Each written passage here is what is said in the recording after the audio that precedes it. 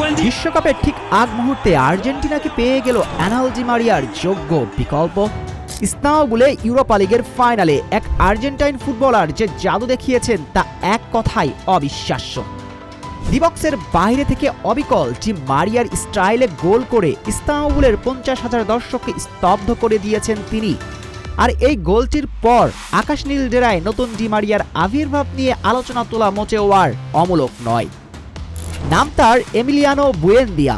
ফাইনালে এক গোল ও এক অ্যাসিস্ট করে তিনি শুধু তার দল অ্যাস্টন ভিলার জয়ের নায়ক নন, বরং আর্জেন্টিনা ভক্তদের মনেও দেখাচ্ছে বড় স্বপ্ন।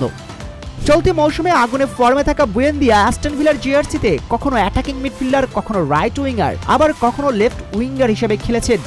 মাঠের পারফরম্যান্সে তিনি যেন একেবারে ডি মারিয়ার জিরক্স কপি। কোচ লিওনেল স্কালোনির বিশ্বকাপী স্কোয়াড ঘোষণার ঠিক আগ মুহূর্তে এমন এক রত্নের খোঁজ পাওয়া আর্জেন্টিনার জন্য সবচেয়ে বড় স্বস্তি। বিশেষ করে মিডফিল্ডে অ্যালেক্সিস ম্যাক অ্যালিস্টার যখন নিজের চেনা ফর্মে নেই, তখন সেন্ট্রাল মিডফিল্ডে তার চমৎকার বিকল্প হতে পারেন বুয়েন্দিয়া। আবার প্রয়োজনে তাকে উইঙ্গার হিসেবেও ব্যবহার করতে পারবেন লিওনেল স্কালোনি। আর বুয়েন্দিয়ার সবচেয়ে বড় শক্তির জায়গা হলো তার চমৎকার শারীরিক গঠন ও মাঠের লড়াইয়ের মানসিকতা। তাই তো ইউরোপা লিগের ফাইনালে বুয়েন্দিয়া যে মানের ফুটবল খেলেছেন, তারপর তাকে নিয়ে স্বপ্ন দেখাটা এখন অত্যন্ত বাস্তবসম্মত। ডি মারিয়া আন্তর্জাতিক ফুটবল থেকে বিদায় নেওয়ার পর গত 2 বছর ধরে আর্জেন্টিনার লেফট উইংয়ের যে শূন্যতা বা এক ধরনের প্যানিক তৈরি হয়েছিল, সেখানে স্কালোনি অবশ্যই এই তরুণকে নিয়ে ভাবতেই পারেন।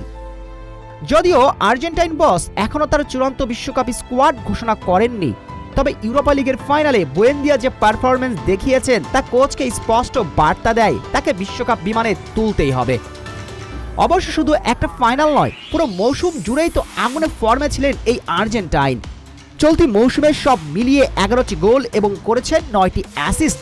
সমীকরণ বলে যায় আসন্ন বিশ্বকাপে অ্যানেল ডি মারিয়ার যোগ্য উত্তরসূরি হওয়ার সব যোগ্যতাই রয়েছে এমিলিয়ানো বুয়েন্দিয়ার মাঝে। শেখ শ্রাবণ অনিক, দ্য ওয়েব স্পোর্টস।